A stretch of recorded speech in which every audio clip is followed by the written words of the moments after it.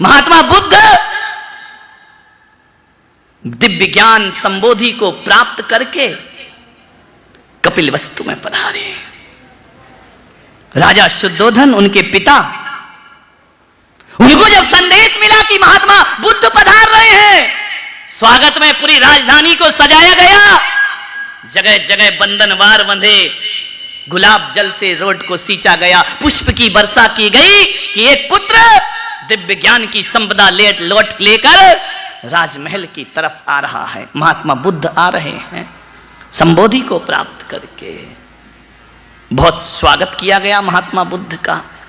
12 वर्ष तपस्या करके बुद्ध लौट रहे हैं। 6 वर्ष का विशाल तपस्चरण उन्होंने किया और जो ज्ञान, जो बोधि उन्हें प्राप्ति हुई, उस दिव्य ज्ञान को लेकर महात्मा बुद्ध अपने गृह नगर में पहुंचे। राजा शुद्धोधन ने उनका स्वागत किया। अरे कभी कभी एक पुत्र इतना महान, इतना महान, इतना महान बन जाता है कि माता पिता उसके चरणों में शीश झुकाने लगते हैं, उसकी वंदना करने लगते हैं, उसे प्रणाम। अब इतने उस स्थिति तक महात्मा बुद्ध पहुंच गए कि जहां माता पिता नहीं रहते, बल्कि माता पिता भी उस पुत्र को अपना पिता मानने को तैयार हो जाया। देखो ना, जब कोई दीक्षा ले लेता है, दीक्षा नहीं लो तब तक बेटा माँ बाप के चरण छुआ करता है, और दीक्षा लेने के बाद वह साधना की ऊंचाइयों को जब छूता है तो माता पिता उसके चरणों की वंदना। जीवन तो यही है, ध्यान रखना। माता पिता समझ गए अब ये बच्चा वो बच्चा नहीं है जिसे हम अपना पुत्र कह करके बुला सकें, अब ये तो ये जगत का पिता बनने जा रहा है। महात्मा बुद्ध का बहुत स्वागत हुआ। स्वर्ण पात्र में महात्मा बुद्ध के चरणों का प्रक्षालन राजा शुद्धोधन ने किया। क्या दृश्य होगा, पिता के चरणों, पुत्र के चरणों को पिता पखार रहा है, ध्यान रखिए। स्वागत हुआ बहुत उनका। स्वागत करने के बाद बुद्ध से कहा कि महात्मा, पिता अरदास कर रहा है, कुछ उपदेश प्रदान करिए। महात्मा बुद्ध ने वस्तु का स्वरूप बताया। महात्मा बुद्ध ने बड़ा आध्यात्मिक उपदेश दिया। उपदेश देने के बाद महात्मा बुद्ध ने अपने ग्रस्त जीवन के पिता राजा शुद्धोधन से पूछा, 6 वर्ष बाद मैं लौटा हूं, यहां सब तो दिखाई दे रहे हैं, यशोधरा दिखाई नहीं देती, जो महात्मा बुद्ध की पत्नी थे। 2 आंसू ढुलकाए राजा शुद्धोधन ने, कहा महात्मा, जब से आप गए हैं महल से बाहर नहीं निकले हैं। महात्मा बुद्ध ने कहा कि ऐसा क्या हुआ? बोले वो महल से बाहर नहीं निकली है, बेजान होकर के जीवन जी रही है, उसे शुद्ध बुद्ध नहीं है अपनी, न खाने की फिक्र न पीने की फिक्र, तुम्हारी विरह में पत्थर बन गई है वो, न हंसती है न मुस्कुराती है, न उसके जीवन में कोई उमंग बची है, न जीने की कोई आस बची है। महात्मा चलो जाओ, ऊपर महल में यशोधरा है, जाकर के उसे संबोधन दो, उसके अंदर प्राणों का संचार करो। झरोखे में बैठी है, न हंसती है न रोती है, कुछ नहीं करती है, निढाल हो गई है वह। महात्मा ने कहा, कोई जीव इतना भी मोह करता है? महात्मा बुद्ध गए यशोधरा के महल में, अपनी पत्नी के महल में। यशोधरा ने देखा कि महात्मा आए हैं, खड़ी हुई अपने आसन से, औपचारिक विनय की और कहा कि बैठिए। महात्मा बुद्ध बैठे। बुद्ध ने यशोधरा को देखा, यशोधरा ने बुद्ध को देखा, दोनों देख रहे हैं, बोल कुछ नहीं रहे हैं। यशोधरा ने कहा कि आप महात्मा, फूट पड़ा उसका दबी हुई बातें, दबा हुआ दर्द सीने से फूट पड़ा। कौन महात्मा, कैसा महात्मा? दुनिया की नजरों में महात्मा हो गए, मेरी नजरों में तुम महान कभी नहीं बन सकते हो, ध्यान रखना। तुम्हें मैं कभी महानता का दर्जा नहीं दे सकती हो। दुनिया की नजरों में भगवान बन के घूमो, मेरी नजरों में तुम एक तुच्छ प्राणी हो। महात्मा मौन है, बुद्ध कुछ बोल नहीं पा रहे, शब्द मौन है। खड़े हैं महात्मा बुद्ध सिर झुकाए। कौन हो तुम? बहुत महान बनकर आए, और अब क्यों आए हो इस दरबार में? महात्मा बुद्ध ने कहा, शब्द ही नहीं, क्या किया है तुमने अपने जीवन में? सिद्ध हेतु स्वामी गए, यह गौरव की बात। सिद्ध हेतु स्वामी गए, यह गौरव की बात। पर चोरी चोरी तुम गए, हुआ हृदय आघात। रात को 12 बजे बुद्ध भाग गए थे यशोधरा को सोता हुआ छोड़ करके। महात्मा, दुनिया की नजरों में कितने भी महान रहो, मेरी नजरों में तुम कभी महान नहीं बन पाओगे। चोरी चोरी तुम गए, हुआ हृदय आघात। सखी, तुम मुझसे कह के जाते तो क्या अपनी पथ की बाधा में मुझको बाधा पाते? आज ये यशोधरा आपसे पूछती है, पलायनवादी, भागने वाले इंसान, मेरी नजरों में तुम कभी भगवान नहीं बन सकते हो।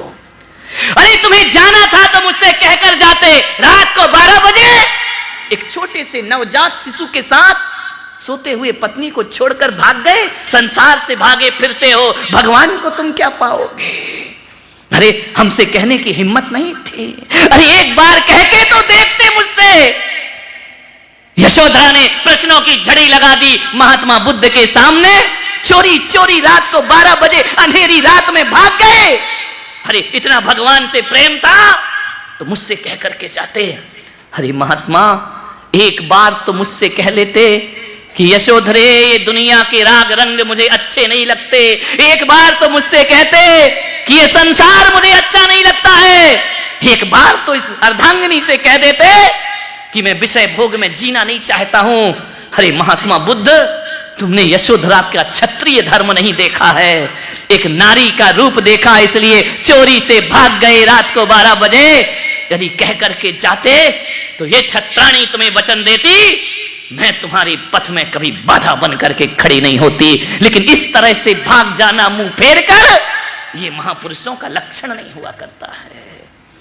महात्मा बुद्ध कुछ ना बोल पाए। एक बार तो कहते, मेरे से विवाह किया, मेरे साथ रहे, तुम मुझे पहचान नहीं पाए इतनी जिंदगी में, मैं कभी तुम्हारे पथ में बाधा ना बनती।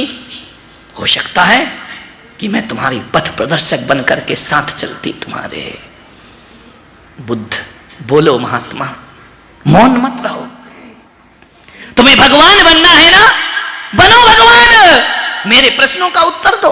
हजारों की सभाओं का संबोधन करते हो, हजारों की शंकाओं का समाधान करते हो। ये यशोधरा आज तुमसे प्रश्न करती है कि रात को 12 बजे भागने की जरूरत क्या थी? बुद्ध कुछ ना बोले। यशोधरा ने कहा, एक प्रश्न का उत्तर चाहती हूं मैं। बुद्ध ने कहा, पूछो। सिर हिलाया, बोले एक प्रश्न का उत्तर देके जाओ। एक गरीब से गरीब बच्चा भी, उसके लिए मां बाप कुछ ना कुछ देकर जाते हैं। ये पुत्र राहुल खड़ा है तुम्हारा, इसको क्या देके गए हो आप? कुछ नहीं, भाग गए सोता हुआ छोड़कर। आज ये पुत्र मेरा बड़ा हो गया है, जवान होने लगा है। आपसे मेरा निवेदन है, आज ये यशोधरा अपने पुत्र के लिए तुमसे विरासत मांगती है, वसीयत मांगती है। आज इसके लिए कुछ दो। और यदि तुम्हारे लिए पास कुछ नहीं था तो पुत्र पैदा क्यों किया था आपने?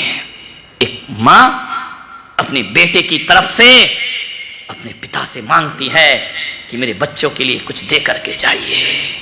क्या था महात्मा बुद्ध के पास? बुद्ध ने नजरें उठाई, महल की तरफ देखा। यशोधरा बहुत ज्ञानी थी। उसने कहा, महलों को मत देखिए, ये महल तुम्हारे पिता के हैं, तुमने कुछ नहीं बनाया है। तुम तो राजकुमार थे ना, मेरा बच्चा क्या है? जब तुम ही चले गए तो राजकुमार कैसे रहेगा मेरा बेटा? आज राहुल के लिए संपदा चाहिए, आज राहुल के लिए वसीयत चाहिए, आज राहुल के लिए विरासत चाहिए। ध्यान रख, कुछ ना कुछ इसे तुम्हें देना ही पड़ेगा आज, तब मैं तुम्हें महात्मा समझूंगी। बुद्ध क्या देते? एक संत से क्या चाहती है एक मां? बुद्ध ने राहुल की तरफ देखा और कहा, पुत्र राहुल, तुम्हारी मां मुझसे विरासत मांगती है, तुम्हारी मां मुझसे वसीयत मांग रही है, तुम्हारी मां तुम्हारे लिए बहुत कुछ मांग रही है। राहुल ने हाथ जोड़े, पिता के तेज को, दिव्य प्रकाश को देखा। यशोधरे, तुमने कहा है ना पुत्र के लिए कुछ दो, तो आज ये बुद्ध अपने पुत्र को कुछ दे रहा है। पुत्र का हाथ पकड़ा, महल से उतारा, आंगन में ले गए महात्मा बुद्ध। और ले पुत्र, आज ये सन्यासी पिता तुझे विरासत देता है, आज ये सन्यासी संत तुझे वसीयत देता है। और जानते हो क्या किया महात्मा बुद्ध ने? अपने हाथ का भिक्षा पात्र राहुल के हाथ में रख दिया। एक संत, इससे बड़ी विरासत और इससे बड़ी वसीयत तुम्हें कुछ और दूसरी नहीं दे। ये पकड़ मेरे पुत्र, ये मेरी वसीयत है, ये मेरी संपदा है, इसे तुम पकड़ो और चलो। जहां की यात्रा मेरी है वही यात्रा आज से तुम्हारी हो जाना चाहिए। बुद्ध के चरणों में गिर गया पुत्र। राहुल भिक्षा पात्र लेकर मां के सामने खड़ा है कि मां, तूने वसीयत मांगी थी, पिता ने ये वसीयत मुझे सौंप दी है। ले मां, अब ये तेरा पुत्र राहुल महात्मा बुद्ध के साथ भिक्षु बनकर के जीवन की साधना करेगा। अब मैं घर में रहने वाला। यशोधरा देख रही है, स्तब्ध हो गई। कभी सोचती है कि मैंने क्या मांग लिया, कभी सोचती है कि पुत्र तेरा जन्म इसीलिए हुआ है, ध्यान रखिए। कहते हैं महात्मा बुद्ध राहुल को भिक्षु बनाकर अपने साथ ले गए, ध्यान रखना। यशोधरा खड़ी खड़ी देखती रही, कुछ नहीं था उसके पास। यशोधरा ने कहा, हकीकत में धन दौलत देने वाले पिता तो बहुत मिलते हैं, लेकिन संस्कारों की संपदा देने वाला पिता कोई है। पहली बार यशोधरा ने महात्मा बुद्ध के चरणों में प्रणाम किया, साष्टांग नमस्कार किया। कि हकीकत यही विरासत हुआ करती है। मान्यवर, क्या सोचते हो रुपया पैसा वसीयत है? क्या सोचते हो नाम रूप वसीयत है? ये सब मिट्टी के ठीकरे। ये वसीयत तो हर गरीब बाप भी अपने बच्चों को दे जाता है, लेकिन महात्मा बुद्ध ने आज वो दिया उन्हें जो दुनिया का कोई पिता अपने बच्चों को प्रदान नहीं कर सकता है। ध्यान रखना, ऐसी विरासत सौंपी महात्मा बुद्ध ने, वसीयत सौंपी। मान्यवर, मैं किसी शहर में चौमासा कर रहा था, एक भक्त मेरे पास आया, दर्शन करने आया। सुबह सुबह आंखों से आंसू छलकने लगे। मैंने कहा, सुबह सुबह क्यों रो रहे हो? बोले, महाराज आज जिंदगी का जो संतोष मिला है मुझे, आज जिंदगी में जो शांति मिली है मुझे, आज जिंदगी में जो सुकून मिला है मुझे, वो जिंदगी में कभी प्राप्त नहीं हुआ। मैंने कहा, बताओ तो क्या मिल गया तुमको आज? मान्यवर, इस घटना से जिंदगी को बदलने का प्रयास करना, इसे घटना समझ के मत छोड़ देना। उसने कहा कि महाराज, मेरी एक बेटी है, मेरा एक बेटा है, बेटी पढ़ लिख करके योग्य हो गई है, मैंने ईमानदारी का जीवन जिया है। मैंने टीवी पर आपके एक दिन प्रवचन सुने और उसी दिन मैंने संकल्प कर लिया कि जिंदगी को बड़ी आदर्श जिंदगी बना करके जीऊंगा। मैंने बेईमानी छोड़ दी, मैंने ईमानदारी से जीवन जीना सीख लिया। मैंने सादा जीवन, उच्च विचार का जीवन जिया कि अपने विचारों को ऊंचा रखूंगा। मैंने बहुत अच्छा आदर्श जीवन जीने का प्रयास किया। लेकिन महाराज, जब से जिंदगी सच्चाई की राह पे गुजारी, हजारों ताने सुनना पड़े हैं मुझको, घर के लोगों से ताने सुनना पड़े मुझे, पत्नी से ताने सुनना पड़े मुझे। क्योंकि जब जब कोई आदमी सत्य की राह पे चलता है, विरोध के रास्ते अपने आप खुल जाया करते हैं। ध्यान रहे, हर कोई उसके विरोध में खड़ा हो जाता है। सबने विरोध किया मेरा, सबने कहा कि तुम बेकार की जिंदगी जी रहे हो, प्रवचन की बात प्रवचन में रहने दो। अरे उसने कहा नहीं, मैंने एक बात मेरे जीवन को बदल गई कि दुनिया में आए हो तो कुछ करके जाना चाहिए। मैंने कहा, मैं ज्यादा तो नहीं कर सकता, बहुत संपदा रुपया मेरे पास नहीं है, लेकिन मैं ईमानदारी की जिंदगी जीऊंगा, अच्छी जिंदगी जीऊंगा, कभी झूठ नहीं बोलूंगा, सच्चाई की जिंदगी जीऊंगा। और उस दिन से महाराज मैंने क्रोध करना छोड़ दिया, वरना मैं बात बात पर बच्चों पर गुस्सा करता था। जब बच्चों पे गुस्सा करता था ना, तो बच्चे इंतजार करते थे कि पापा कब बाहर जाएंगे। ध्यान रखना, जिस आदमी का व्यवहार अच्छा नहीं होता ना, तो बच्चे सोचते हैं कि ये बाहर ही रहे तो अच्छा है, जितना लेट घर आए उतना अच्छा है। और यदि व्यवहार मधुर मीठा होता है ना, तो ध्यान रखना, हर पल हर घड़ी बच्चे हमारा इंतजार किया करते हैं, हर पल हमारी राह देखा करते हैं। व्यवहार, बोले मैंने व्यवहार बदल लिया आपके प्रवचनों को सुन करके, मैंने गुस्सा करना बंद कर दिया, बच्चों को स्वतंत्रता दे दी, जैसे जीना है जियो, मान्यवर। लेकिन आज जब मेरी लड़की जवान हो गई महाराज, और जवान होने के बाद जब मैंने अपनी बेटी से पूछा कि बेटी मुझे तेरी शादी करना है, बता तूने कुछ सोच रखा है? आजकल तो बाप को पूछना पड़ता है, जमाना गया पहले का कि कोढ़ी के साथ ब्याह दो तो भी बेटी तैयार हो जाती थी। अब तो माँ बाप को पूछना पड़ता है कि कॉलेज में स्कूल में तेरे दिमाग में कुछ है तो नहीं। बेटी ने कहा नहीं पिताजी, इस बारे में मैंने कभी सोचा ही नहीं, मैं तो पढ़ती रही, आज पढ़ लिख के जॉब भी लग गया, लेकिन इस ओर मैंने कभी ध्यान। बेटी एक पिता पूछ रहा है, ये कंप्यूटर इंटरनेट का जमाना है, यदि तेरे मन में कोई लड़का हो तो बता दे, मैं उससे तेरा विवाह कर दूंगा। उसने कहा पिताजी, जिस संत के प्रवचन आपने सुने हैं यूट्यूब पर, टीवी पर, मैं भी उन्हें सुना करते हूं, मैंने आज तक इस बारे में कुछ सोचा नहीं, मैंने तो यही सोचा है कि जो मेरे पिता को पसंद होगा वही मेरी पसंद होगी। उस पिता ने कहा बेटी सच बता, तू झूठ मत बोलना। बोले पिताजी मैं आपकी कसम खा के कहती हूं, मैंने अपने दिमाग में कभी इस तरह की बातों को जन्म नहीं, मैं एक आदर्श जीवन जीती रही।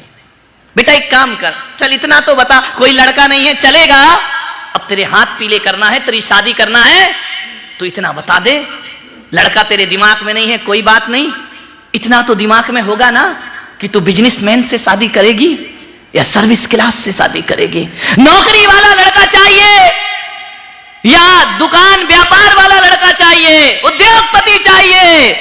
जानते उस बेटी ने कहा पिताजी मैंने इस बारे में भी कुछ नहीं सोचा है कि मुझे बिजनेसमैन चाहिए या सर्विस क्लास चाहिए।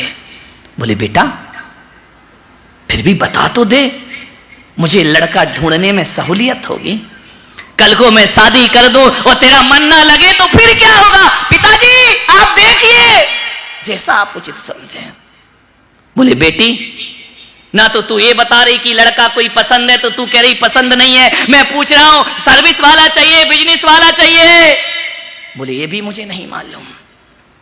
तो बेटी एक बात बता, तुझे किस तरह के लड़के पसंद हैं, नेचर बता दे उनका, मैं वैसा लड़का तुझे ढूंढ करके लाऊंगा और अपनी बेटी की बड़ी शान से शादी करके विवाह करके उसका घर बसाऊंगा। महाराज आज मेरी बेटी ने मुझसे कहा कि पिताजी मैं केवल इतना जानती हूं, इतना चाहती हूं और इतना ही मैंने सोच रखा है, किस लड़के से शादी हो ये मैं नहीं जानती हूं। अरे पिताजी चाहे अमीर हो या गरीब हो मुझे कोई फर्क नहीं पड़ता है, यदि गरीब के घर भी शादी कर दो तो आपकी ये बेटी चेहरे पर सिकन लाने वाली नहीं है।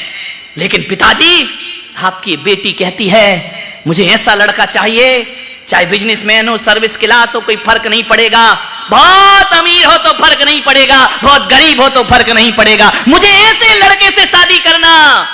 पिता ने कहा कैसा लड़का चाहिए? बोले मुझे ऐसा लड़का चाहिए जिसका स्वभाव मेरे पापा के जैसा हो, मैं उस लड़के से शादी करना चाहती हूँ, जिसका नेचर मेरे पापा के जैसा हो, जिसकी बातें मेरे पापा के जैसी हो, जिसका आदर्श मेरे पापा के जैसा हो, जिसका व्यवहार मेरे पिता के जैसा हो, ऐसे लड़के से बेटी शादी करेगी।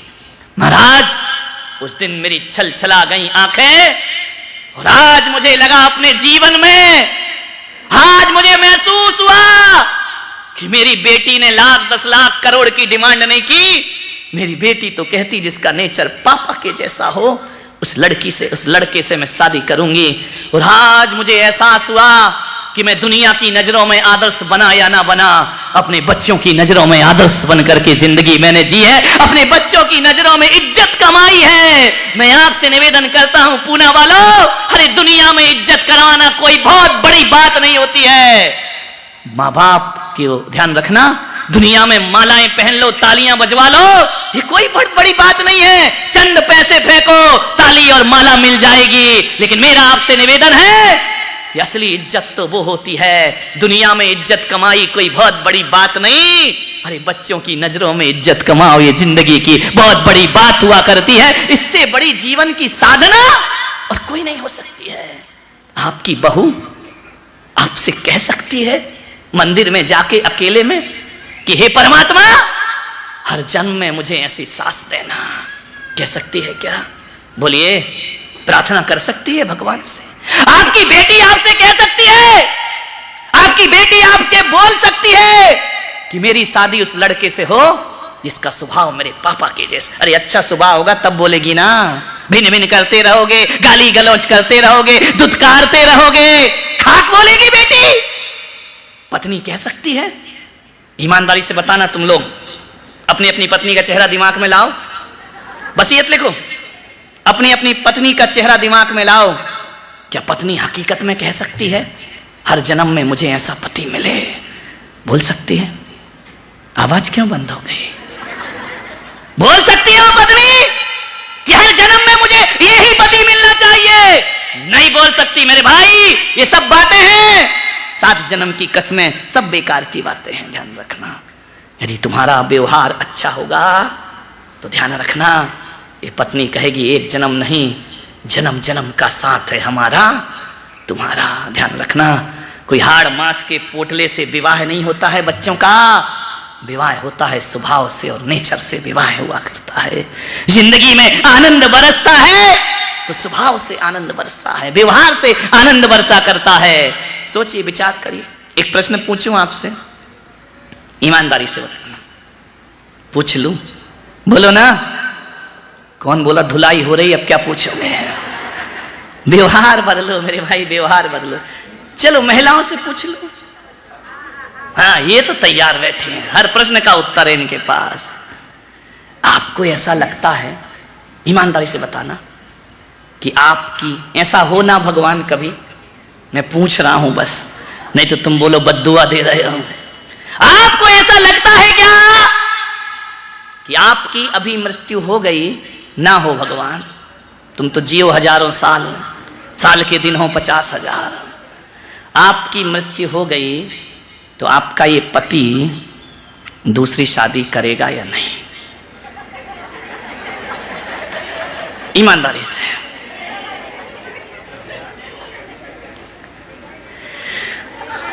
देखो, बिल्कुल गड़बड़ मत करो। करेगा या नहीं करेगा?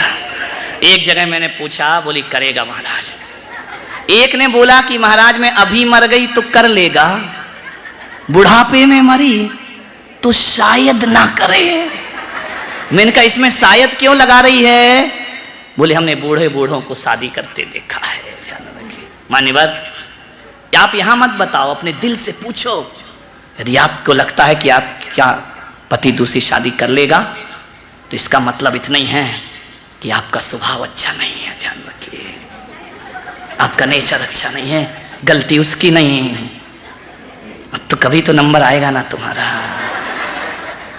और आपको लगता है कि आपका पति बेवफाई करेगा, तुम्हारी वफा में जरूर कोई ना कोई कमी है। ध्यान रखिए, आज से ही अपना व्यवहार सुधारने का प्रयास करिए। मान्यवर, ये पति पूरी जिंदगी तुम पर निछावर कर देगा, पूरा जीवन तुम पर समर्पित कर दे। जीवन सुधारो, जिंदगी को बदलो। जिंदगी बहुत आसान भी है और जिंदगी बहुत कठिन भी है। मान्यवर,